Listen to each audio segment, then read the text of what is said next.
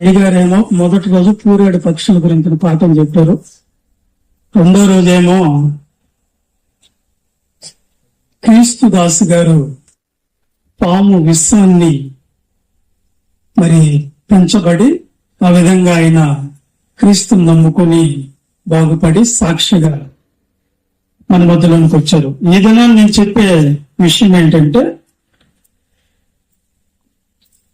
దేవుడు సర్పమును ఎందుకు శపించాడు అనే విషయాన్ని మీ మధ్యలోకి తీసుకుని వస్తున్నాం.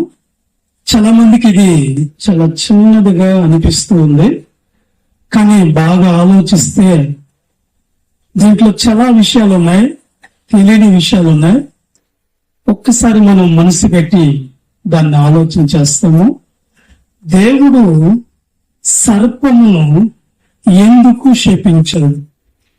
మనకి తెలుసు కదా, ఏదైనా తోటలో దేవుడు దాన్ని కాపు కాచుటకు, దాంట్లో ఆదాము అవ్వలు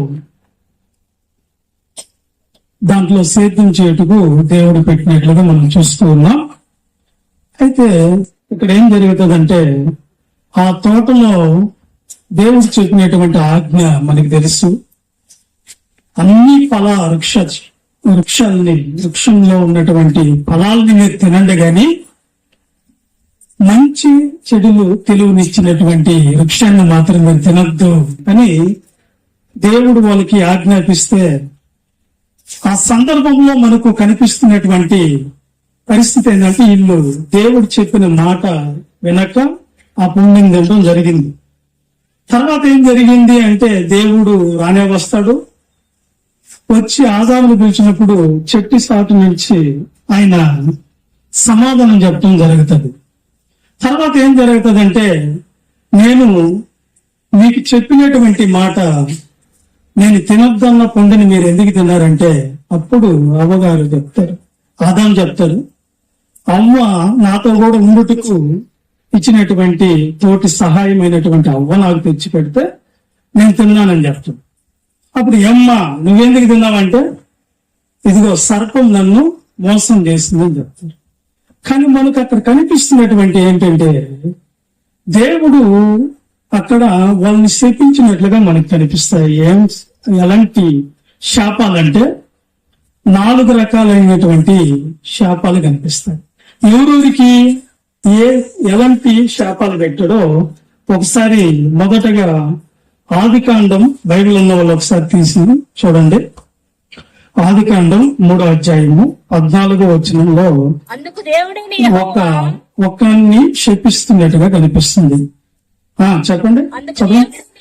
అందుకు దేవుడైన యెహోవా సర్పంతో దీనిని చేసినందుకు పశువులన్నిటిలోను భూ జంతువులన్నిటిలోను నీవు శపించబడిన దానివి అంటాడు. ప్రియులారా, ఇక్కడ సర్పాన్ని శాపం పెడుతున్నట్లుగా కనిపిస్తుంది. మరి తర్వాత రెండో శాపం కనిపిస్తుంది. అది ఆదికాండం 3వ అధ్యాయం 15వ వచనంలో. మరొక్కరిని మరి నీకును స్త్రీకిని నీ సంతానమునకును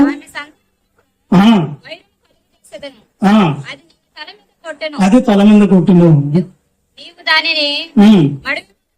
ఇది ఎవరికి దీన్ని, ఈ శాపాన్ని ఎవరికి పెడుతున్నాడు దేవుడు? స్త్రీకా? కాదు. మీకు తెలియని విషయమే ఇక్కడ ఉంది. అపవాదికి పెడుతున్నాడు, సాతాన్ అనే వ్యక్తికి పెడుతున్నాడు ఈ శాపాన్ని. తర్వాత ఇంకొక వ్యక్తి కనిపిస్తాడు చూడండి, మూడోదిగా. అదే 3వ అధ్యాయం 16వ వచనం ఆదికాండం. ఇప్పుడు స్త్రీని శపించినట్లు చూస్తాం. నీ ప్రయాసమును నీ గర్భవేదనను వెచ్చించదును, వేదనతో నువ్వు పిల్లల కందువు, అతడు నిన్ను వేల్తాడని చెప్పాడు. ఇది ఎవరికి పెట్టిన శాపం అండి? స్త్రీకి పెట్టాడు. 4వదిగా అదే 3వ అధ్యాయము ఆదికాండము 15-18 వచనం. ఆయన ఆదాముతో భార్య నీవు నీ భార్య మాటని తినవద్దని నేను నీకు ఆజ్ఞాపించినటువంటి వృక్ష ఫలములను తిందావు కదా, నిమిత్తము నీ నిమిత్తము నేను సభ నేల శపించబడి ఉంది, ప్రయాసముతోనే నీవు బ్రతుకుదువు. దాని పంట తిందువు, అది ఫలములు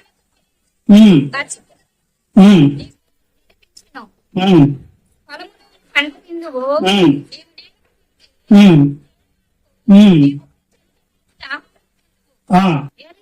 ఎలా అయినగా నేల నుండి నువ్వు తీయబడుతావు గనక నువ్వు మన్నే గనక మరలా మన్నైపోదు. ఈ 4 రకాలైనటువంటి శాపాలు దేవుని దగ్గర నుంచి వీళ్ళకి వచ్చినాయండి. ఎవరెవరు వాళ్ళంటే మొదటగా సర్పం వచ్చింది, రెండోదిగా అపవాదం వచ్చింది, మూడోదిగా అవ్వ వచ్చింది, స్త్రీ వచ్చింది, 4వదిగా ఆదాము వచ్చాడు.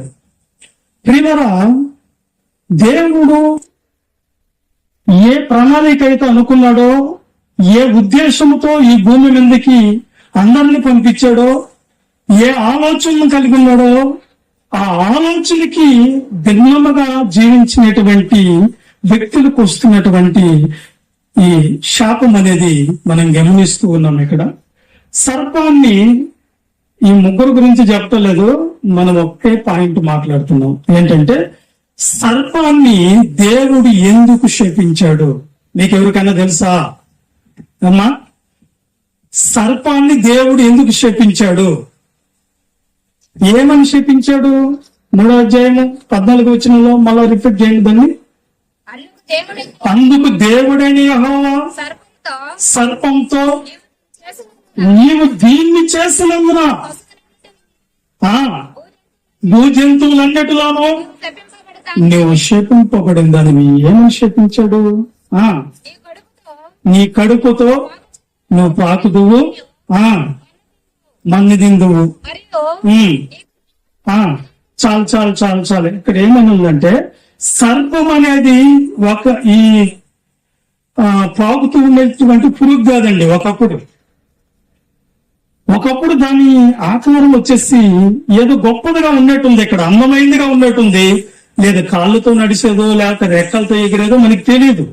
మాట్లాడే మాటలు వచ్చిండదేమో, మాట్లాడుండొచ్చేమో, మాట్లాడినట్లుగా బైబిల్లో ఉంది. కానీ ఈ సర్పం ఎవరు? మీరు చెప్పండి, సర్పం ఎవరు? ఏదో తోటలోకి వచ్చిన సర్పం ఎవరు? అదేనా? సర్పము వేరు, అపవాది వేరండి. గమనించండి, ఇక్కడ సర్పం ఎవరంటే అదే 3వ అధ్యాయము మొదటి నుంచి చదివితే సర్పం ఎవరో చెప్తాడు దేవుడు. దేవుడైన యెహోవా చేసిన భూజంతువులలో సర్పము యుక్త గలదైంది. బహు తెలివి కలిగింది, అతి తెలివి కలిగింది. సర్పం అంటే దేవుడు చేసినట్టుగా ఉందా? సర్పాన్ని సృష్టించినట్టుగా ఉందా ఇక్కడ బైబిల్లో? లేదు సాతానే సర్పం వచ్చిందా? దేవుడు సృష్టిలో ఒక జంతువుగా ఉంది ఇది. ఈ సర్పం అనేది చాలా తెలివి కలిగిందిగా దేవుడు చేశాడంట. అర్థమైందా? ఎంతో గొప్పదిగా, ఎంతో అందమైనదిగా ఇది ఉన్నట్లుగా మనకు దాని యొక్క ఉన్నతమైన పరిస్థితిని మనం ఆలోచించగలం ఇక్కడ. కానీ ఇటు సర్పం అనే దాన్ని దేవుడు శపించడానికి కారణం ఏంటి? ఎందుకు దేవుడు కలగజేశాడు? ఆయన ప్రణాళిక ఏంది? ఆయన ఉద్దేశాలు ఏంది? అసలు సర్పం ఏం చేస్తే దేవుడికి కోపం వచ్చింది లేదా శాపం పెట్టాడు అనేది మనం ఇప్పుడు చూడాలి. సర్పమే కాదండి, నోరు లేని జీవి కాదండి. సర్పం ఏం చేస్తుందండి? దాన్ని శాపం పెడితే ఏమొస్తుందండి అని మీరు అనొచ్చు. కానీ దేవుడికి ఒక ప్రణాళిక ఉంది. ఆ ప్రణాళికనే సామెతల గ్రంథము 16వ అధ్యాయము 4వ వచనంలో మనం ఒకసారి చూద్దాం. చూడండి, సామెతల గ్రంథము వాళ్ళని బైబిల్లో నుంచి చూస్తాం. Bible answer to the Bible చదవన్నా. 16వ అధ్యాయం సామెతలు 16:4 వచ్చింది. యెహోవా ప్రతి వస్తువును దాని పని నిమిత్తము కలగజేసెను. దేవునికి స్తోత్రం కలుగును గాక. ఇక్కడ ఏం జరుగుతుందంటే ఒక సర్పం అనేది కూడా కలిగింది. దేని కొరకంటే దేవుని పని నిమిత్తము, దేవుని చిత్తాన్ని నెరవేర్చదాని కొరకు, దేవుని ఉద్దేశాలు నెరవేర్చదాని కొరకు, ఆయన ప్రణాళిక ఏందో అది చేసేదాని కొరకే ప్రతి వస్తువుని దేవుడు సృష్టించాడంట. ఏమ్మా, మనం కూడా ఎవరిమే అంటే దేవుని సృష్టం. మనల్ని కూడా ఎవరు చేశారంటే దేవుడు కలగజేస్తే వచ్చిన వాళ్ళు మీ భూమి మీదకి. మనకు పని ఉందంటే మనకు కూడా పని ఉందండి. సర్పానికి పని ఉందంటే సర్పానికి కూడా పని ఉందండి. సర్పం ఏం చేస్తే దేవుడు ఆ సర్పాన్ని శపించాడంటే, ఈ సర్పం దేవుని పనికి కాకుండా అపవాదికి స్థానం ఇచ్చినట్లుగా, స్థలం ఇచ్చినట్లుగా, అపవాదిని తనలో చేర్చుకున్నట్లుగా, అపవాది ద్వారా అది వాడబడినట్లుగా, అపవాది యొక్క పని చేసినట్లుగా ఇక్కడ కనిపిస్తుంది. అపవాదికి, సాతానికి ఈ యొక్క సర్పం స్థలం ఇవ్వటమే కాకుండా అతను చేర్చుకొని అపవాది యొక్క పనిలో ఉపయోగపడిన పాత్రగా ఉంది. దేవుడు ఎందుకు కలగజేస్తాడంటే ప్రతి వస్తువుని దాని పని నిమిత్తం. ప్రతి వస్తువునికి పని ఉందండి. ఇదేం చేస్తుంది? దేవుని బిడ్డల్ని మోసం చేస్తున్నటువంటి అపవాది, సాతాను అనే వ్యక్తి. సాతాను ఏమైతే దేవుడితో ఛాలెంజ్ చేశాడో, ఏమని ఛాలెంజ్ చేశాడండి అపవాది దేవునితో? ఇదిగో నన్ను పరలోకం నుండి కిందకి త్రోసేస్తున్నావు.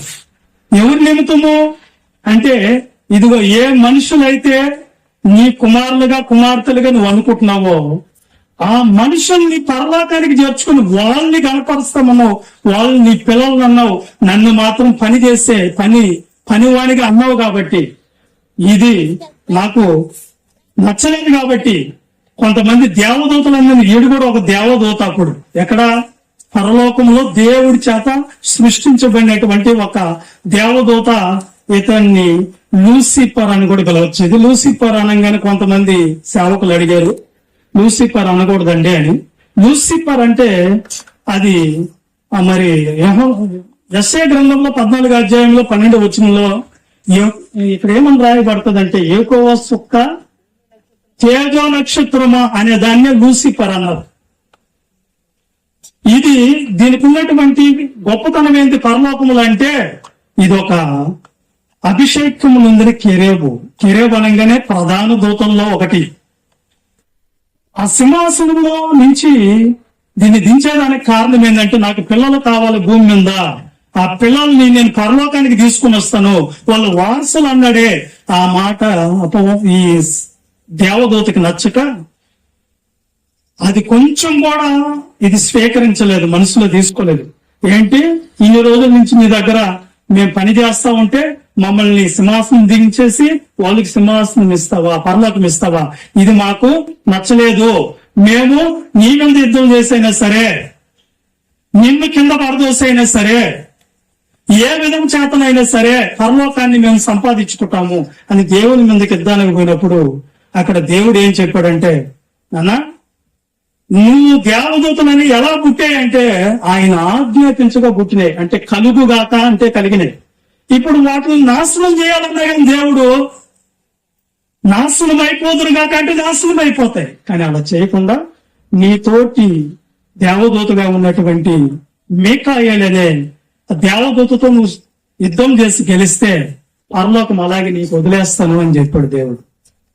ఓకే అని చెప్పి యుద్ధం చేసినే ఆడ గెలవలేక ఓడిపోయి కింద పడిపోయి, ఇప్పుడు సాతాను అపవాది మనుషుల్ని మోసం చేసే వ్యక్తి అని పిలువబడుతూ, ఇదిగో దేవుడి యొక్క కలలు కన్నటువంటి కళలు ఆయన అనుకున్న ప్రణాళిక నెరవేర్చే సమయంలో ఏదో తోటలో ఆదామవ్వల్ని పెట్టినప్పుడు, ఎలాగైనా సరే నాకు దక్కిన పరలోకం వీళ్ళకి దక్కకూడదు, ఎలాగైనా సరే ఈ నాకు ఇవ్వనేటువంటి ఆ గౌరవం వీళ్ళకి ఉండకూడదు, పరలోకం వీళ్ళు వెళ్ళకూడదు అని చెప్పి వాళ్ళు మోసం చేసేదానికి అతను ఆలోచన చేసి ఈ సర్పాన్ని ఉపయోగించినట్లుగా చూస్తున్నాం. ఇక్కడ సర్పం అనేది ఎప్పుడైతే దానికి అవకాశం ఇచ్చిందో ఆ క్షణంలో ఇది అపవాది పనికి, మరి అపవాది యొక్క ఆలోచనలకి లోబడి దాని ఆలోచనలో పడి వాణ్ణి చేర్చుకొని అపవాది డ్యూటీ చేస్తుంది.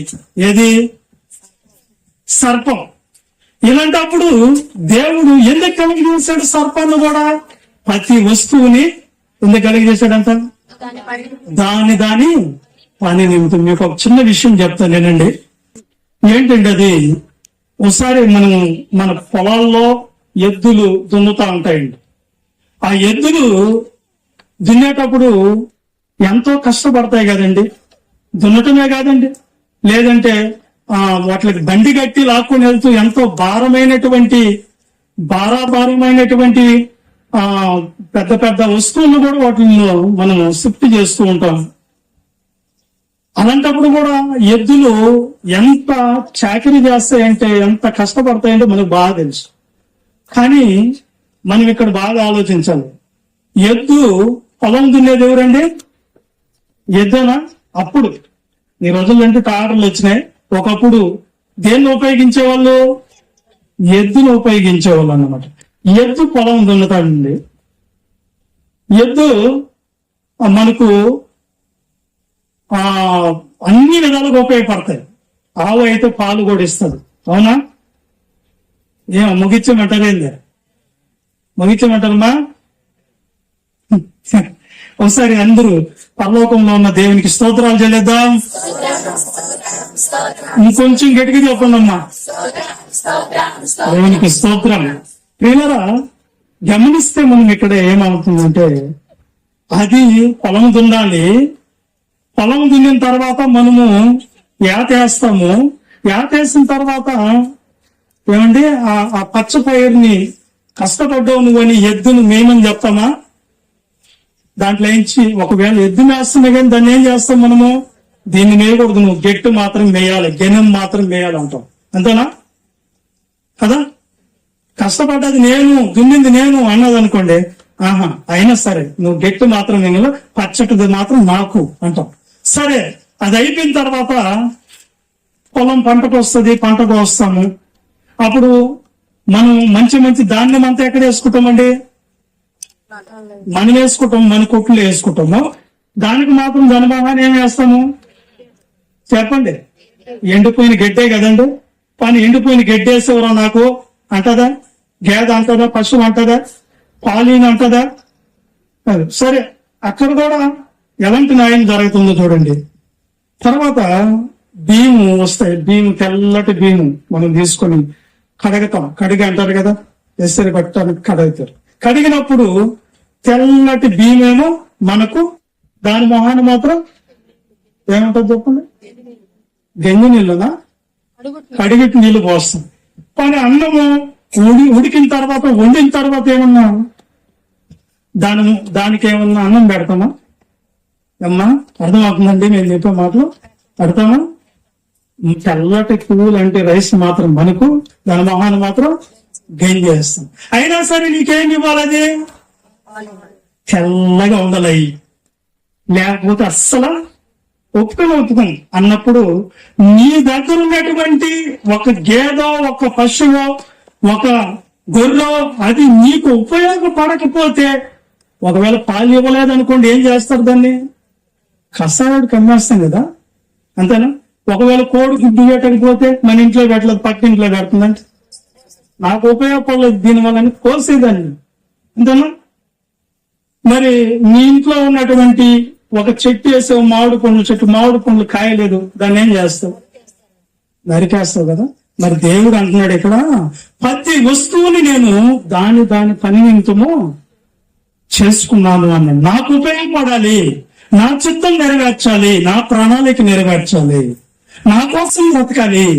నేనేమైతే ఆలోచించానో ఆలోచనలన్నిటికి తగినట్లుగా ఈ యొక్క పనిలో ఈ ఉండాలని ప్రతి వస్తువును దాని పని నిమిత్తం కలగజేస్తారంటే, నేనేమంటున్నానంటే ఇక్కడ ఏ పని కోసమైతే పుట్టిందో సర్పము, ఏ ప్రణాళికలు అయితే దేవుడు ఉద్దేశించాడో ఆ ప్రణాళిక దేవుని కోసం బ్రతకకుండా అపవాది కోసం బ్రతికిన జీవితము ఆ సర్పంలో కనిపించింది.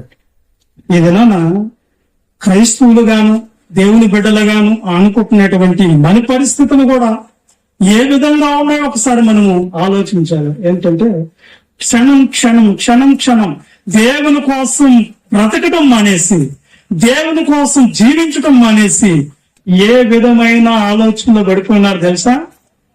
మనమైతే గుండెల మీద చేసుకునేటప్పుడు నేను దేవుని కోసం బ్రతుకుతున్నాను అని చెబుతూ కూడా లోకం కోసం వెళ్ళిపోవటం, అపవాది యొక్క పనుల్లో ఉండిపోవటం అనేది మనం కూడా చూస్తున్నాం. దేవుడు మనల్ని ఎందుకు కలగ చేసుకున్నది? మన జన్మకు కారణం ఏంటి? మన జన్మకు కూడా కారణం ఉంది. ఒక సర్పంనే ఒక ప్రణాళికలో పెట్టుకున్నాడంటే దేవుడు ప్రతి వస్తువుని ఆయన వ్యర్థంగా కలగ చేయలేదు అంటున్నాడు. మన పెద్దోళ్ళు అంటారు చూడు, రే అగ్గుపుల్ల పడిపోయినా కానీ అగ్గుపుల్ల తీసుకుని వచ్చి జాగ్రత్త చేస్తారు పెద్దలు. నీకు తెలుసా మీకు తెలుసా? ఎవరికైనా తెలుసా? చిన్న వస్తువుని కూడా తీసుకుని వచ్చి జాగ్రత్త చేస్తారు. మన పాస్టర్ గారు కూడా ఇంతకుముందు ఒక విషయం చెప్పాడు. ఈ చుట్టుపక్కల ఉన్నటువంటి జెండాలు, చుట్టుపక్కల ఉన్నటువంటి ఆ వాక్యాలు ఇవన్నీ ఇప్పుడు కాదంట. ఎప్పుడు అయ్యా అంటే నేను ఎప్పుడో సభలు కట్టినప్పటి నుంచి దాచిపెట్టి ఈ రోజుకి ఉపయోగించాను. ఎందుకు అంటే జాగ్రత్త, దేవుడి పని విషయంలో జాగ్రత్త. మనం ఏం చేస్తాం తెలుసా? మన ఇంట్లో వాళ్ళు నన్ను ఏమన్నా అన్నారనుకోండి, మన అమ్మనో నాయన అన్నారనుకోండి, వాళ్ళ మీద గొడవకు పోయిన కొట్టేసారంటే సిద్ధపడతాం. కానీ దేవుణ్ణి తిట్టారనుకోండి, దేవుని తిట్టు నాకెందుకు, అంతేనండి ఉండేది. అర్థమవుతున్నాయా? అర్థమవుతున్నాయా? దేవుణ్ణి తిట్ట మాత్రం తల ఉంచుకొని నాకెందుకు, దేవుడు చూసుకుంటాడని వెళ్ళిపోతాం. మరి దేవుడిని ఎవరు చూసుకోవాలండి? మనల్ని ఎందుకు కలగ చేసి మనల్ని ఎందుకు పెంచుకున్నాడు? అనేక ఎదుట నువ్వు ఎలా ఉండాలని పెంచుకున్నాడు, ఎలా ఎదగాలని పెంచుకున్నాడు, ఏ విధంగా బ్రతకాలని పెంచుకున్నాడు అండి దేవుడు. ఎందుకంటే నీ మీద కూడా ఒక ప్రణాళిక ఉంది. ఆ ప్రణాళిక ఈ అపవాది అనేటువంటి వ్యక్తి దేవుడు మార్గాల్లో నడుస్తున్న ప్రజల్ని మోసం చేస్తూ ఈ అపవాదులోనికి వచ్చి ఆదామ వాళ్ళు మోసం చేశారు. ఎవరు? అపవాది టాలెంట్ ఏంటో మీకు తెలుసా? అపవాదికి ఉన్నటువంటి తంత్రాలు మీకు తెలుసా అంటే ఒక చిన్న విషయం చెప్తాను నేనండి. అపవాది ఎవరంటే ఒకసారి గ్రామంలో దొంగలు పడ్డారు. అందరూ మేలుకొని దొంగ దొంగ దొంగ అని అరుస్తున్నారండి. ఈ అపవాది అనే వ్యక్తి దొంగ, అసలు దొంగ ఏం చేశాడంటే ఈ సందులో పరిగెత్తాడు, ఆ సందులో పరిగెత్తి వీళ్ళు ఏం సందులో ఉన్నారు, ఈ సందులో ఇంటి పోతుంటే వీడి తిరిగి వచ్చి ఏదో కలుసుకుని వీడు కూడా వాళ్ళ కలుసుకుని ఏమంటున్నాడు, దొంగ దొంగ పట్టుకొని అంటున్నాడు అన్నమాట. అంటే ఒక టాలెంట్ మనం గుర్తించలేరు, అంత టాలెంట్ పరుడు. మనలోనే ఉంటాడు, మనల్ని బోల్తా కొట్టించేస్తారు. చూస్తా ఉండండి, దేవుని వాక్యం మనకు వినబడతా ఉన్నా కానీ ఒక పక్క ఆయన చెప్తూ నిద్రపో అని చెప్తాడు. నీకేం పని, ఆయనే నీ ఇంత లేడు, ఆయనే చెప్తే వినేదేంది? నేను సభల్లో వాక్యం చెప్పాలనే గొప్పతనం కోసం కాదు వచ్చింది, దేవుని పని చెయ్యాలనే భారం బాధ్యతతో వచ్చేది పని. ఈ పని మీరందరూ ఎవరైనా చేసే పని అయితే సంతోషం, మీరందరూ చేయాల. ఎవరి పని? దేవుని పని చేయాల. మన గొప్పల ఘనతల కోసం కాదు. కొన్ని మాటలు నాకంటే గొప్పగా చెప్పే వాళ్ళు ఉన్నాను సహోదరులు, వెదర్ నాకేదో పేరాపని కలిగింది, ఒకరోజు మీరు కూడా కొన్ని మాటలు చెప్పండి అంటే నేను కూడా పని చేసేదానికి, దేవుని పని చేసేదానికి నేనెవరిని చేయాలి కదా అని చెప్పి వచ్చానండి. ఈ దినాన్ని నేనేం చెప్తానంటే అపవాది యొక్క తంత్రాలు మనం గుర్తించలేమండి. ఎక్కడ ఉంటాడు అపవాది? మీకు అర్థం లేదని ఇంకొక విషయం చెప్పేస్తాను. ఒక రాజుగారట ఒక అరుదైనటువంటి వజ్రం దొరికిదట. ఆ వజ్రం దొరికినప్పుడు ఆయన ఒక్కడు ఆనందించాలి కదా. ఆయనకొక్కడికి ఆనందం లేక నిద్ర లేక రాజులందరినీ పిలిచాడంట. అయ్యా మీరందరూ రండి, నాకు ఒక అరుదైనటువంటి వజ్రం దొరికింది, దాన్ని చూస్తున్నారు, మీ అందరికి ఒక డిన్నర్ ఏర్పాటు చేస్తుందని పిలిచాడంట. పిలిచినప్పుడు అందరూ వచ్చారు, పెద్ద పెద్ద బడా రాజులందరూ కూడా వచ్చారు. దాన్ని ఒక బంగారు ప్లేట్ లో పెట్టి ఆ వజ్రం తల తల తల తల ఆడిపోతుందంటే వజ్రం. ఆ వజ్రాన్ని పెట్టి ఆ వజ్రాన్ని అందరూ చూడండి, అందరూ మంచిగా డిన్నర్ చేసి వెళ్ళండి అని చెప్పాడంట. అందరూ రాజులేనండి. ఎక్కడ? రాజు సభలో అందరూ రాజులే కదా అని చెప్పేసి ఉన్నట్టుండి ఒకసారి ఆ రోజుల్లో ఎందుకు చెప్తున్నాను, ఇది అర్థమయ్యే ఎగ్జాంపుల్ కాబట్టి, ఆ రోజుల్లో కరెంట్ లేకపోతే కరెంట్ ఉందనుకుంటున్నాం. కరెంటు పోయిందంటండి పక్కన. ఇప్పుడు ఏం కనపడలేదు అక్కడ, ఎవరు కనపడలేదు. సరే పోయినట్టు పోయి మళ్ళీ కరెంట్ వచ్చిందట. ఎప్పుడైతే కరెంట్ వచ్చిందో వెంటనే ఏం జరిగిందంటాడా, ఉద్యోగం కనవలేదంట. ఇప్పుడు ఈయన ఎవరినైనా అడగాలి, అందరు ఉండేది ఎవరు ఆడ, అందరు రాజులే. ఎవరిని అడగదాం ఇప్పుడు, రాజులే రెండు పనులు ఎందుకు చేస్తారు అని చెప్పి వాళ్ళకి ఒక వార్నింగ్ ఇచ్చాడు అన్నమాట. అయ్యా ఎవరో మీరందరూ, మనందరం రాజులు కాబట్టి మన రాజరికం మరి అవమానాల పాలు కాకూడదు కాబట్టి నేను మీకు ఒక అవకాశం ఇస్తున్నాను, మళ్ళా కరెంట్ తీసేస్తా. ఈ లోపల వజ్రం ఎక్కడుందో ఎవరు తీసారో పెట్టిండి, మిమ్మల్ని అడగక ముందు అన్నాడట. వెంటనే ఏం జరిగిందంటే ఆ కరెంట్ అనేది తీసేశాడు, ఆ కరెంట్ మళ్ళీ వేసాడు. ఇప్పుడు ఉందా వజ్రమాడ, ఈసారి ప్లేట్ కూడా కనబడలేదంట. ఎక్కడ ఉన్నారు వీళ్ళందరూ, దేవుని బిడ్డలే అనుకునేదానికి లేదు. వీళ్ళందరూ చర్చకి పోయేవాళ్ళే అనుకునేదానికి లేదు. వీళ్ళందరూ మంచి వాళ్ళే అనుకునేదానికి. ఎందుకంటే మనిషిని హృదయం ఎలాంటిదంట, మోసకరమైనది. ఇప్పుడు నమ్మలేని మనిషిని కాబట్టి నమ్మదగిన వాళ్ళు కావాలి దేవుడికి, నమ్మకమైన పరిసరికులు. నేను 3 రోజుల నుంచి గమనిస్తున్నా. ఒక రోజు వర్షానికి వచ్చి చూసిపోయా, ఇక్కడ పని చేస్తా ఉన్నారు పిల్లలు వర్షంలో కూడా. 10 మంది 20 మంది ఉంటారు ఈయన దగ్గర, వీళ్ళందరూ ఎంత కష్టపడుతున్నారు ఏంది వంటల దగ్గర నాకు అనిపించింది. ఎందుకంటే ఎక్కువ పెద్ద సంఘాలు ఉన్నటువంటి సేవకులు కూడా సహకారం అందటం లేదు. ఈ సభలు పెట్టేదానికి కూడా కష్టం అవుతుంది. ఏం సార్ సభలు పెట్టండి అంటే పెడతాం లేదు సార్ అన్నట్టు. కానీ అయ్యగారి చేతులు ఏమీ లేవు. ప్రార్థన చేసుకున్నానయ్యా, ప్రారంభిస్తున్నాను అన్నాడు. ఈ రోజు వరకు కూడా ఘనంగా దేవుని నడిపించాడు. దేవునికి స్తోత్రం స్తోత్రం. ఇకపోతే నేనేం చెప్పదలుచున్నానంటే, మోసం అనే దాంట్లో ఎవరు చిక్కుపోయారండి, సర్పం చిక్కుపోయింది. ఎవరు దాంట్లో, మరి దీన్ని శపించేదానికి కారణం ఏంటి అంటే చిన్న విషయం కూడా చెప్తాను, త్వరగా ముగించుకుంటాం. ఒకసారి ఇజ్రాయేలీల మీద ఆహాబు అనేది ఒక గర్విష్ఠైనటువంటి రాజు ఉన్నాడు. ఇతడు దేవుడికి భయపడ్డు, దేవుని కార్యాలు జరగనివ్వడు, అందరినీ పాపానికి పురుగొలిపి పాపము చేయండి అని చెప్పేసి దేవునికి విరుద్ధమైన కార్యాలు చేస్తున్నాడు. ఈ టైంలో యెహోవా వాక్కు ఏలియా గారికి ప్రత్యక్షమయ్యి, నువ్వు వెళ్ళి ఆహాబును గద్దించు అని చెప్పాడు. ఆహాబు రాజు దగ్గరికి వెళ్ళిపోయేసి, ఆహాబు నువ్వేమనుకుంటున్నావు, అసలు దేవుడు అంటే భయం లేదు, దేవుడు అంటే అసలు నీకు ఆ భక్తి లేదు, అందుకని చెప్పి ఇక నుంచి నేను ఎవరి సన్నిధిలో నిలబడి ఉన్నానో ఆ యెహోవా జీవం తోడు ఈ రోజు మొదలుకొని 3.5 సంవత్సరం వర్షమైనను మంచు అయినను పడదు అని చెప్పేశాం. కరువు వచ్చేసింది ఆ ప్రాంతంలోకి, భయంకరమైన ఉగ్రత, దేవుని ఉగ్రత వచ్చేసింది. ఈ సమయంలో ఈ దైవజనుడు ఎవరి దగ్గర ఉన్నారు, ఎక్కడున్నాడు, అదే దేశంలో ఉన్నాడు, అదే ప్రాంతంలో. ఈ పరిస్థితి ఏంటి, కరువు వచ్చేసింది, అంతఃపురంలో ఆహారం లేదు, పశువులకు నీళ్లు లేవు, మనుషులు తాగేదానికి నీళ్లు లేవు. ఇప్పుడు ఆహారం ఎలా వస్తుందండి ఏలియా గారికి, అమ్మా ఎలా వస్తుంది? దేవుడు చెప్పాడు, నువ్వు మాత్రం నా కోసం బతుకుతున్నావు గనక, నా కోసం జీవిస్తున్నావు గనక నీకు ఆహారం డోకా లేదు, నీకు నేను పంపిస్తాను నీకు అన్నం. నా కోసం బ్రతుకుతున్నావు గనక, నా మాట ప్రకారం జీవిస్తున్నావు గనక ఇదిగో నేను నిన్ను పోషించుకుంటాను కరువు దినాలని అని చెప్పాడు. మాట చెప్పిన వాడు ఎలాంటాడంటే నమ్మదగిన దేవుడు. ఇక్కడ ఎవరన్నా వండి నాకేమన్నా క్యారెట్ తెస్తారా, లేకపోతే ఎవరి కాడన్నా దేవుడు ప్రేరేపించాడంటే మనుషులు ఎవరి చేత ప్రేరేపించలేదు. దేవుడు ఎలా వచ్చింది ఒకసారి చూడండి.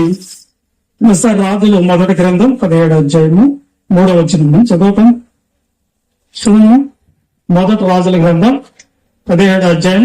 త్వరగా ముగించుకోవాలి, మనం ఫాస్ట్ గా చదవాలి. 17వ అధ్యాయము 3వ వచనం. తూర్పు వైపునకు పో, యోర్దానుకు దగ్గరకు దాగి ఉండము, ఆ వాగు ఆ నీళ్లు తాగుతావు, అచ్చట నీకు ఏలియాకి చెప్తున్నాడు, అచ్చట నీకు తెచ్చిన ఆహారం తెచ్చినట్లు నేను కాకోలమునకు ఆజ్ఞాపించి తిని. ఏం చెప్పాడండి దేవుడు? నీకు మనుషులు ఎవ్వరు క్యారెట్ తీసుకురారు. ఎవరు తెస్తారు నీకు? కాకి తీసుకుని వస్తాను నీకు ఆహారం. ఎందుకు? నా కొరకు నువ్వు బ్రతికితే. అయ్యగారు కూరాడు పక్షి గురించి చెప్పాడు అంటే నేను వెళ్ళాలి. ఇంకోసారి మా దగ్గర పిలిపించుకుని వెళ్దాం. నేనేం చెప్తానంటే ఇప్పుడు కాకి అనేది ఒక మనిషిని పెడతాదో తీసుకొని వెళ్తుంది చెప్పండి. దాని బుద్ధి అదే కదా. ఇప్పుడు ఏం జరిగింది? కింద చదవండి ఒకసారి చదవండి. అతడు ఆ, సెలవు చెప్పు సెలవు చొప్పున చేసిన అక్కడ కాసాలములో ఉదయం మందు ఏం చేస్తున్నాయంట? రొట్టెను మాంసమును, అస్తమయమందు రొట్టెను మాంసమును అతని యొద్దకు తీసుకుని వస్తుంది. కాకులు ఏంటండి? నాన్ వెజ్ మిల్స్ ఏంటండి?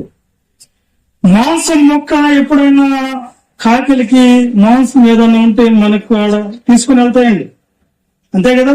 కానీ మాంసం ముక్కని నోట్లో పెట్టుకొని దాన్ని అలాగే నోరు ఊరిపోయేటట్లుగా తెచ్చి దేవుడు ఆజ్ఞాపించినట్లు చేసిందంటే కాకి కూడా ఎవరి పనిలో ఉంది? కాకి దేవుని పనిలో లోబడి చేస్తుందా? అవునండి.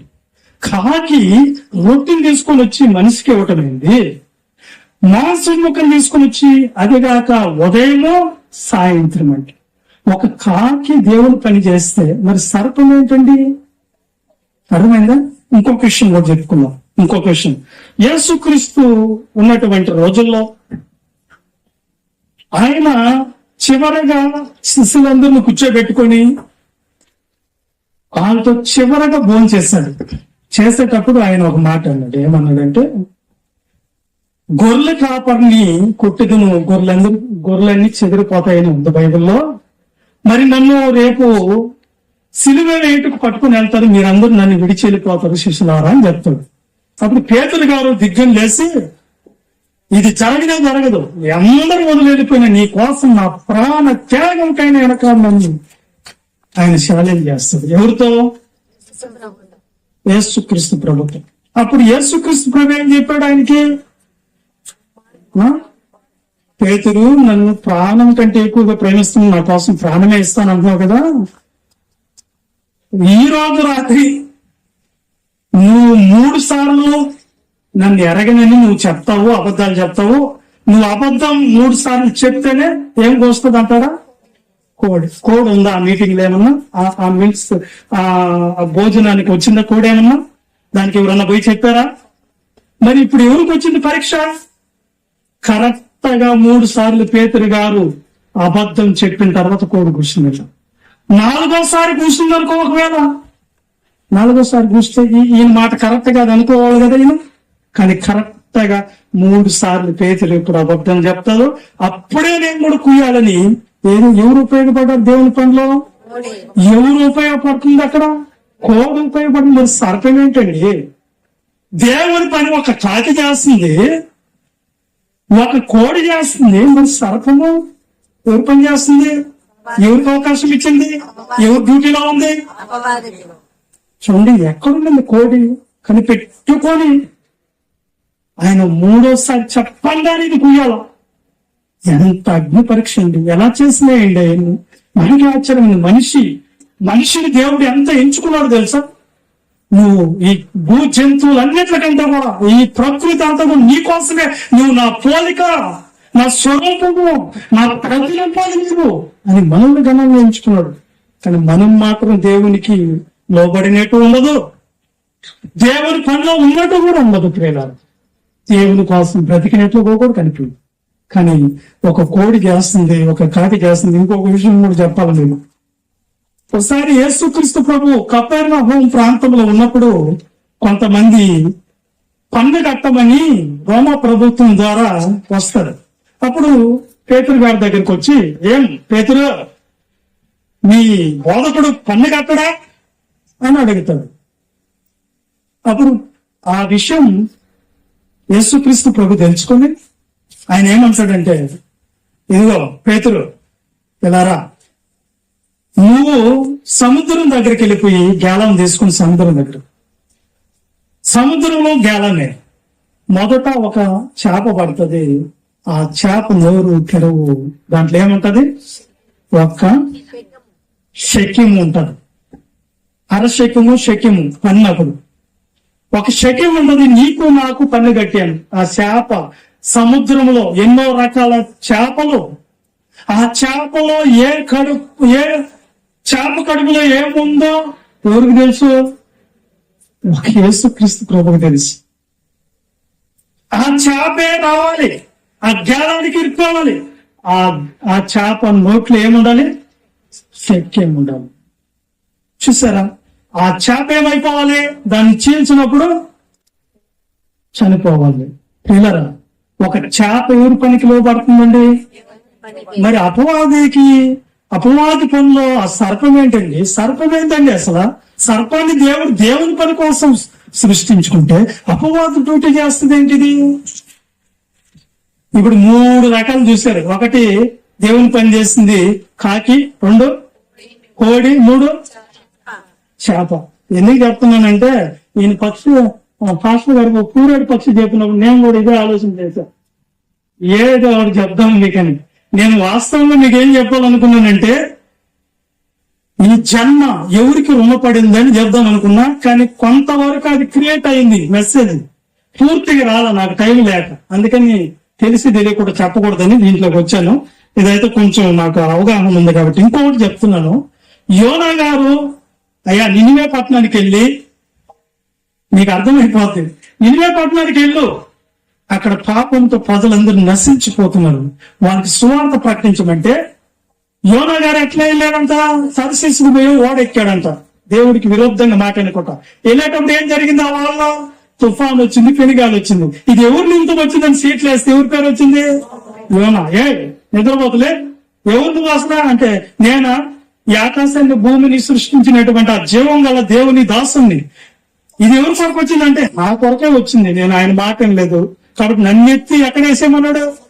సముద్రంలో వేసేసి ఈ తుఫాను ఆగిపోద్దని చెప్పాడు. వాళ్ళు ప్రార్థన చేసి యెహోవాకు ముక్కుబల్లి చేసుకుని ఈయన సముద్రంలో వేసేసినప్పుడు దేవుడు ఏం చేశాడు? ఒక పెద్ద చేపకి ఆయన ఆజ్ఞాపించాడంట. ఎలా ఆజ్ఞాపించాడు? ఇదిగో నా కుమారుడు సముద్రంలో వెళ్తాడు. సముద్రంలో పడినప్పుడు వాడికి ఏం కాకూడదు? పండ్లు తెరిచి పండ్ల కింద వేసి నవలకూడదు. నువ్వు ఏం చేయాలి? ఏ అపాయం లేకుండా నువ్వు మింగి ఎక్కడ పెట్టుకోవాలి? ఎన్ని రోజులు పెట్టుకోవాలి? దీనికి వస్తే ఇంకా 3 దినాలు దేవుడు ఆజ్ఞాపించినట్లు ఆయన చేస్తే, ఈయన తప్పు ఒప్పుకుంటే అప్పుడు 3వ దినాన ఆ యొక్క చేప ఏం చేసింది? మత్స్యము నినివే పట్టణం గట్టిని దక్కేసిందండి. ఒక తిమింగలము, ఒక మత్స్యము, ఒక చేప ఎవరి పనికి లోపడుతుంది? మరి సర్పము ఇంటికి చూపెడుతున్నాను నేను ఎన్నో కూడా. సర్పం ఏంది? నీకు అర్థం అవ్వాలి. ఏ దాని కొరకు పుట్టావు? ఏం చేస్తున్నావు నువ్వు? ఎవరి కొరకు జీవించాలి? అసలు నీ జన్మ ఎవరు ఇచ్చారు? నీ జీవితం అనే ఆస్తి ఎవరిది? ఎవరిది నాన్న? దేవునిది. ఇంకా పోతే బాలాక్ అనే వ్యక్తి రాజు బిలాముని పిలిచి ఇశ్రాయేలుని శాపం పెట్టమంటాడు. ఆ టైంలో డబ్బుకు లోబడిపోయి దురాశకు లోనైపోయినటువంటి దైవ సేవకుడు బిలాము ఒక గాడిద నోటుతో హెచ్చరించిందంట. అది ఎవరి పనికి లోపడింది? దాన్ని కొట్టినా సరే నేను చెప్పేది ఇదే, నువ్వు దేవునికి విరోధంగా నడుచుకుంటున్నావు అని చెప్పిందంట. అది దేవుని పనికి లోను. మరి సర్పము నేను చివరిది ఒక్క పాయింట్ ఉంది, దాన్ని ఒకటి ముగిచేస్తాను. విషయం ఏంటంటే, అక్కడ యేసుక్రీస్తు ప్రభు భూమి మీద ఆయన సువార్త ప్రకటిస్తున్న రోజుల్లో ఒక దేశానికి వెళ్ళాడు. ఆ దేశం పేరు లోకాసు సువార్త 8వ అధ్యాయము 26వ వచనం. ఒకసారి చదువుకున్నాను, ఇది లాస్ట్ రెఫరెన్స్ కాబట్టి ముగించుకున్నదానికి. చదువు. లోకాసు సువార్త 8వ అధ్యాయం 26వ వచనం. వారు గలిలయకు ఉండు గెరసనీయుల దేశమునకు వచ్చిరి.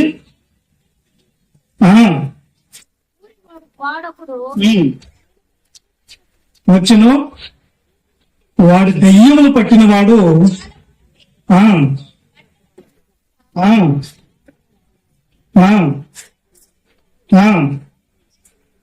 ఆ ఆ యేసుక్రీస్తు ప్రభు సమాధులు లేని పని ఆయనకి. యేసుక్రీస్తుకి సమాధులు లేని పని. సమాధులు కాదు, యేసుక్రీస్తు ప్రభు ఎందుకు వచ్చాడు తెలుసా? నశించిన దాన్ని వెదకి రక్షించుటకు తన ప్రాణ త్యాగాన్ని కూడా లెక్క చేయకుండా, తన ఊపిరి ఆగిపోయేంత వరకు చెప్పులు కూడా లేకుండా కాళ్ళు అరిగిపోయేటట్లుగా యేసుక్రీస్తు ప్రభు సువార్త ప్రకటిస్తూ రాత్రంతా ప్రార్థన చేస్తూ పొగులంతా గ్రామాలు తిరుగుతూ సువార్త పనులు తన జీవితాన్ని అంకితం చేసుకున్నటువంటి మహనీయుడు, గొప్పవాడు మన యేసుక్రీస్తు ప్రభు. ఆయన ఎక్కడికైనా వస్తాడు, సువార్త చెప్తాడు. ఎక్కడ నశించిపోతుంటే ఆ ప్రాంతానికి అడిగి పెడతాడు ఆయన. ఆయన మాటలు అక్కడ ఉంటాయి.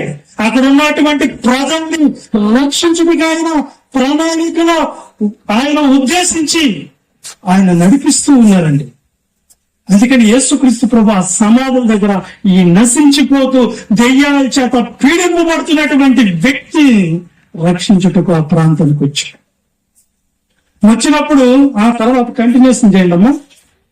యేసు అతను అంటున్నాడు, దెయ్యాలు పట్టినాడు, యేసు సర్వోన్నతుడైన దేవుని కుమారుడా, నాకు నీకేమయ్యా?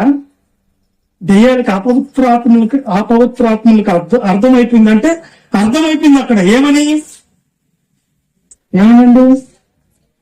నేనెవరు? సర్వోన్నతుడైనటువంటి దేవుని కుమారుడు. యేసు అంటే రక్షకుడు, క్రీస్తు అంటే అభిషక్తుడు, రాజు. గుర్తుపెట్టుకోండి. ఇక్కడ అవి ఏం చెప్తున్నాయి చూడండి. ఆయనకి నన్ను బాధపరచుటకు నన్ను బాధ పెట్టబాకని కేకలు వేసి చెప్పాయంటే ఎక్కడ చదువుతున్నారు ఇది?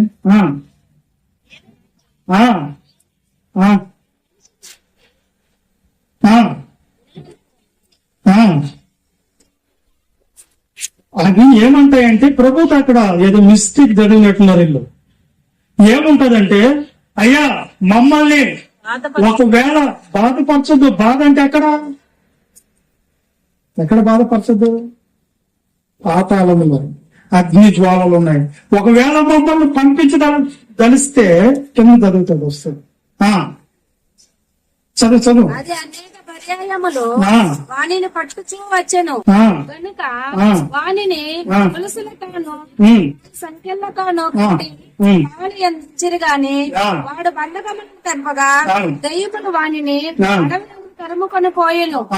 యేసు నీ పేరేమని నీ పేరు ఏమని అడగ్గా చాలా దయ్యములు నా పేరు సేన అని చెప్పాడు. సేన ఉన్నారా చెప్పి పోవుటకు పాతాళమునకు పోవుటకు మాకు ఆజ్ఞాపించద్దు. సర్వోన్నతుడు కుమారుడా యేసు. పాతాళం అంటే ఎవరికి భయం అండి? ఎవరికి భయము? పాతాళం అంటే దయ్యాలకు భయమే వస్తుంది అక్కడ. మనకు మాత్రం ఏమంటున్నాడు? అన్న దేవుని సువార్తేనన్నా, రక్షణ పొందన్నా, బాప్తీసం తీసుకున్నా, ప్రభు దగ్గరికి రానా అంటే మనల్లో ఏం రాకపోతే ఏం జరిగిద్ది? ఏం జరిగిందంట? నేను మారను, నువ్వెవరు నాకు చెప్పేదానికి? నరకం ఉందానంటే నరకానికి వెళ్తా, నీకేమైనా అభ్యంతరమా అంటున్నాడు.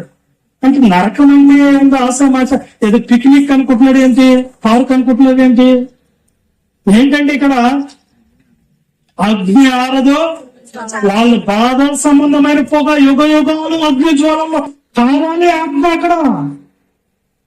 అందుకని ఆ విషయం ఎవరికి తెలుసు అంటే ఈ దెయ్యాలకు తెలుసు, మనిషికి తెలుసుకోవటం లేదు. మారందక్క మారు మనసు లేదు నీకు, ఎన్ని రోజుల నుంచి ప్రార్థనకు వచ్చినా నేను ఎందుకు నిలకడలేదు అని అడిగితే ఏంటో ప్రార్థనకు రమ్మంటారా, పరిచర్య చేయమంటుంది. అమ్మా అర్థమవుతుందా? ఇప్పుడు దేవుని మాటకి లోపడదు, దేవుని కోసం జీవించాలంటే ఇష్టం ఉండదు, బైబిల్ వాక్యం నేర్చుకోరు. ఇప్పుడు ఎక్కడ పోవాలి? అపవాద డ్యూటీ చేసే వాళ్ళందరూ నరకానికి వెళ్ళిపోతున్నారు. అంతేనా? ఇక్కడ ఏం జరుగుతుందంటే అపవాది ఏమంటుంది? దెయ్యాలు మమ్మల్ని ఆత్మ పంపిస్తే పాతాళానికి వద్దయ్యా, పాతాళం అంటే దెయ్యాలకు కూడా వణుకు వస్తుంది. మనిషికి మనకి రావాలి వణుకు. చదవండి. మమ్మల్ని ఒకవేళ నువ్వు పంపించాలనుకుంటే ఎవరు పంపించాలంటే పాతాళానికి వద్దయ్యా, ఎక్కడ పంపించమంటున్నాయి? అందులోకి ఇప్పుడు కొంతమంది అడిగారు, ఎవరు ఒకసారి వాక్యం చెప్తే ఏమడిగారంటే, సార్ మీరు చెప్పింది బాగానే ఉంది, అపవాది పాలు లేక అపవాది ఆత్మ కదా అన్నాడు. ఇక్కడ ఏ ఆత్మలు పోతున్నాయి పందిళ్ళకి? దేవులు పోతున్నాయి అంటే సర్పం లేక అది పోవటం కాదు. ఇదే ఏమన్నా ఇదేనా? సర్పం లేకైనా వెళ్తుంది, పందులు లేకైనా వెళ్తుంది. అర్థమైంది మీకు పాయింట్? అర్థమైన ఒకసారి దేవునికి స్తోత్రాలు చెప్పండి. ఈ పందులు ఏం చేయాలి ఇప్పుడు? అపవిత్రాత్మను చేర్చుకోవాలా వద్దా? చేర్చుకోకూడదా? ఎవరు ఆజ్ఞాపిస్తే చేర్చుకోవాలి? దేవుడు ఒకవేళ ఆజ్ఞాపిస్తే నువ్వు చేర్చుకోవాలి. ఎక్కడికి? అందరిలోకి ఆజ్ఞాపించాడు ఆయన. ఆజ్ఞాపించాడు, చూడండి. చదవండి.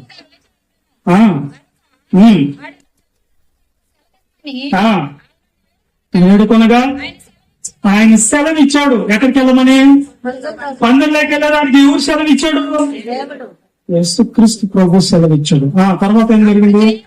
అప్పుడు దెయ్యాలు ఆ మనిషిని విడిచి పందులలో, మనం అంటాం పంది కూడా దేవుడు పుట్టించాడంటే, ఏ సర్పాన్ని అయితే దేవుడు కలిగజేశాడో పందిని కూడా ఆయనే కలిగజేశాడు. ఏ కోడిని అయితే దేవుడు కలిగజేశాడో పందిని కూడా ఆయన సృష్టించాడండి.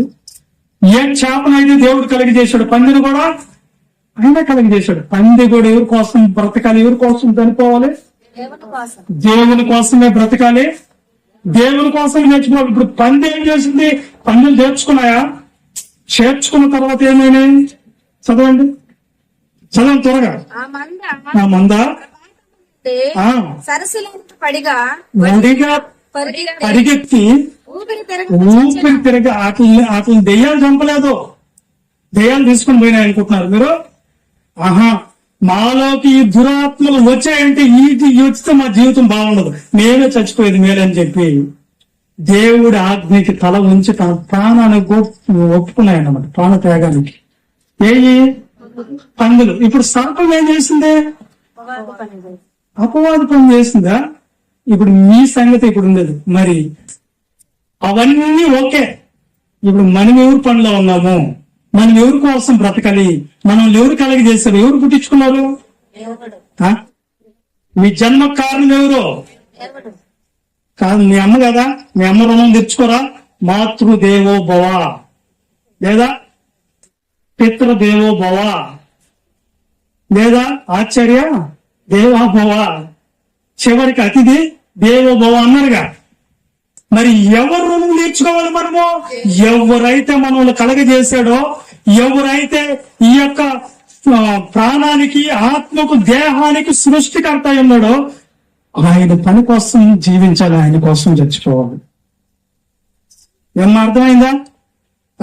మీ అమ్మ కలగజేసిందని అమ్మ రుణం తీర్చుకుంటున్నారు, నానాశయాలు నెరవేరుస్తున్నారు. గురువు అనే వ్యక్తి మాకు పాఠాలు నేర్పించాడు, గురువును మాత్రం తీసుకుంటున్నాడు. కానీ వీళ్ళందరినీ కలగజేసి ఇచ్చిన దేవుణ్ణి మాత్రము మర్చిపోతున్నారు. ప్రియులు మర్చిపోతున్నారండి. కాబట్టి మీ జీవితం, మీ యొక్క జీవితం కానివ్వండి, మీ యొక్క ఉన్నటువంటి దేహం కానివ్వండి, మీ యొక్క ఆత్మ కానివ్వండి, ప్రాణం కానివ్వండి, ఎవరు కలగజేస్తాడు? దేవుడేనా కదా. మీ అమ్మ అనుకుంటూ పుట్టిరు కదా, పుట్టలేదా? నాన్న అనుకుంటూ పుట్టలేదంటే ఎవరు అనుకుంటూ పుట్టాం మనము? దేవుడు అనుకుంటూ పుట్టాం మనము. పుట్టేటప్పుడే 22 రోజులకే గుండంట చిన్న సూక్ష్మ జీవి ఎలా ఉంటది అలా ఉంటదండి, చిన్నది ఉంటది. తర్వాత మెదడు అనేది దాని ఆహారం కావాలంటే కొన్ని లక్షలు నాడి మండల వ్యవస్థ పనిచేయాలంట. ఈ ఉమ్మ నీటిలో పేగు ద్వారా నీకు ఆహారాన్ని పంపించి, అమ్మ ఎక్కువ తిన్నా తక్కువ తిన్నా నిన్ను కాపాడుకుంటూ వచ్చిన దేవుడు ఎవరు తెలిసి ఈ రోజు భూమి మీదకి నువ్వు వచ్చావు, భూమి మీద బ్రతుకుతున్నావు, భూమి మీద జీవిస్తున్నావు ఈ రోజు వరకు. అంటే దానికి కారణం ఎవరు? ఎవరు? దేవుడు.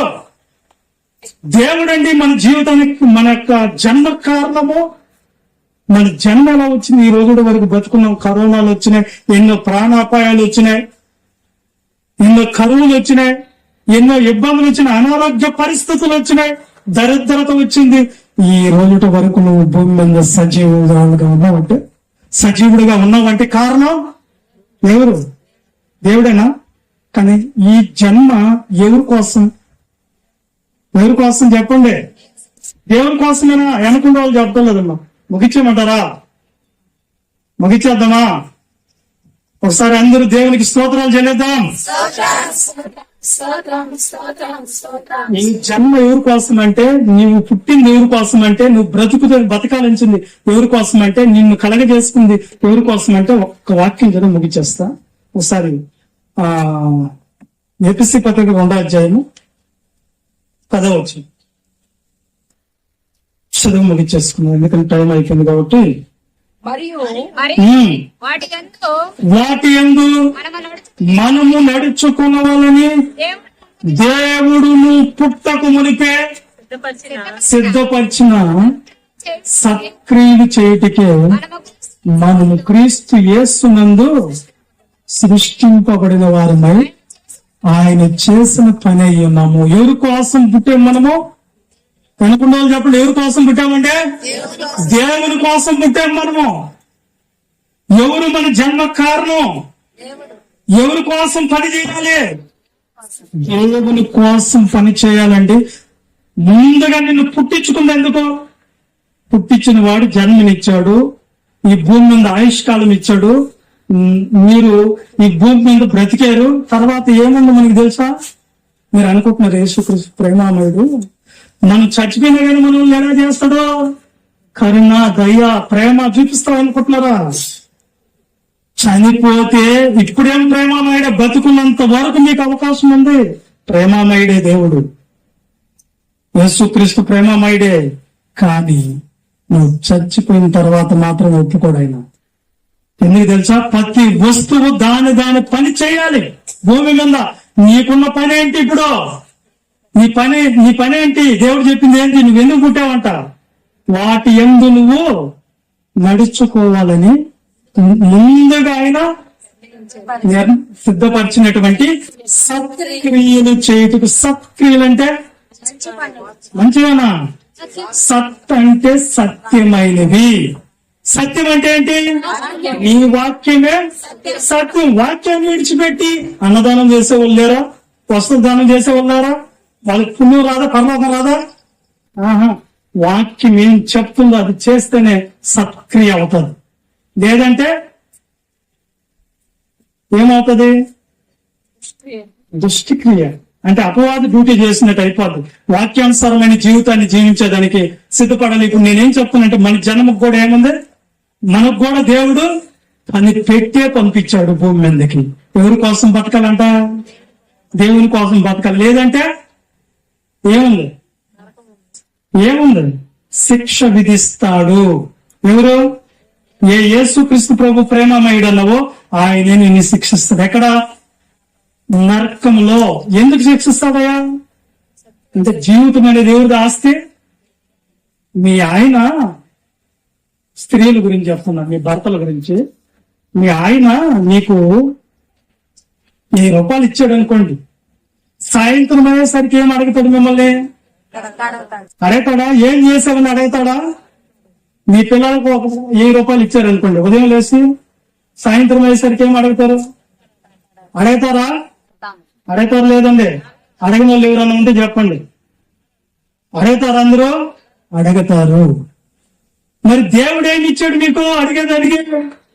జీవితం అనే ఆస్తి ఆయనది, నీ జన్మ ఆయనది, నీ ప్రాణం ఆయనది, నీకున్న సర్వం. ఏ భూమి అయితే నీవు అనుకుంటున్నావో, ఏ యొక్క ఆకాశం మీద అనుకుంటున్నావో, ఏ గాలి అయితే నువ్వు పీలుస్తున్నావో, ఏ యొక్క అగ్ని అయితే నువ్వు ఉపయోగించుకుంటున్నావో, గాలి, ఏ నీళ్ళైతే నువ్వు తాగుతున్నావో, ఇవన్నీ ఇచ్చింది ఎవరు? మీ తాత ఇచ్చాడా? ఎవరిచ్చారో? దేవుడిచ్చాడండి. నువ్వు తాగుతున్న నీళ్ళు ఆయనవి, తింటున్న ఆహారం అయింది, ఉంటున్న భూమి అయింది, పిలుస్తున్న గాలి ఆయనది. ఇవన్నీ ఇచ్చినాడు, ఊరకే వదిలేస్తారు అనుకుంటున్నారు మిమ్మల్ని. 1000 రూపాయలు ఇచ్చిన నీ భర్తే వదిలిపెట్టడం లేదంటే జీవితాన్ని ఇచ్చిన దేవుడు నిన్ను వదిలిపెడతారు రేపు. అందుకని సర్పాన్ని కూడా వదిలిపెట్టలేదు దేవుడు. నీకుంద కానీ అన్నట్టుగానే సర్పాన్ని శపించబడేశాడు. అలాగే మనం కూడా ఒక శాపం ఉంది. ఆ శాపం రాకముందే మనం మేలుకుంటే మంచిది, దేవుని కోసం బతికితే మంచిది, దేవుని వాక్యంలో ఎదిగితే మంచిది, దేవుని కోసం సువార్త పనులు, దేవుని పనిలో జీవితాంతం మనం జీవించడం మంచిదండి. దేవుడు అంటే ఎవరండి? మన మీద ఒక ప్రణాళిక, మన మీద ఒక ఉద్దేశం ఉంది, ఆయనకి ఒక ఆలోచన ఉంది.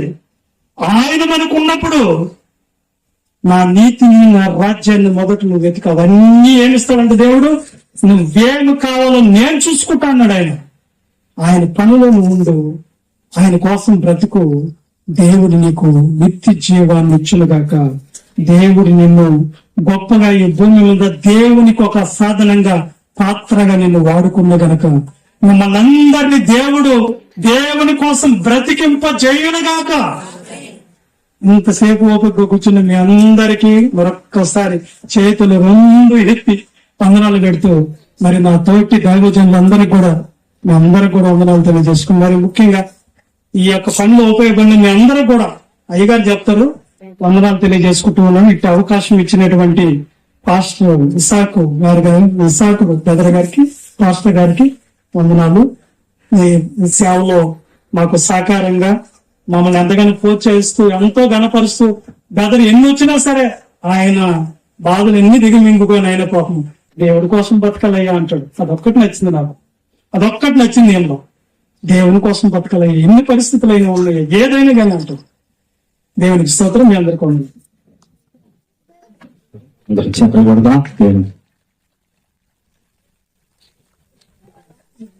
దేవునికి మహిమ కలుగును గాక.